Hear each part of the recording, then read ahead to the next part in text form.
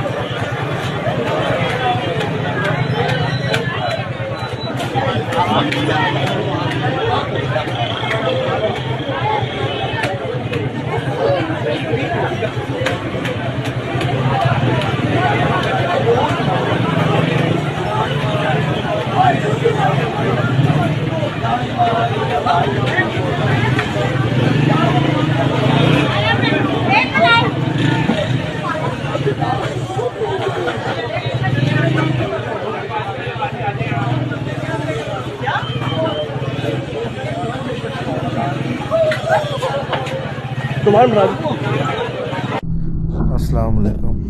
ये देखो यार, ये जेड़े वेले हत्थ देखो तले किते, ये तले किते, जेड़ा खब्बा हाथ है ना, खब्बा हाथ इन्हें जेब पाते देखो, कॉर्नर देखो सारे, और कहीं कितने बंदा टक्कर बने इनको पकड़ गए, ठीक है, इनको पकड़ गए सो इनको मेरी दुकान तक गया भाई, मेरे को सीरीज वाले तारा है निकलू, मैं सीरीज वाले तारा ला के झटके दे सकूँ इंशाल्लाह, कम छोड़ दे सकूँ इंशाल्लाह, ठीक है। ये देखो ये बाबा, ये बाबे को बंदा पुट्ठा टांगने में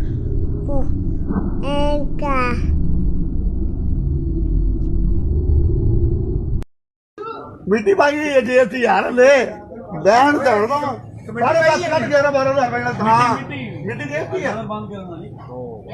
काट कड्डी कड्डी से सारे काट मिट्टी काट से मिट्टी काट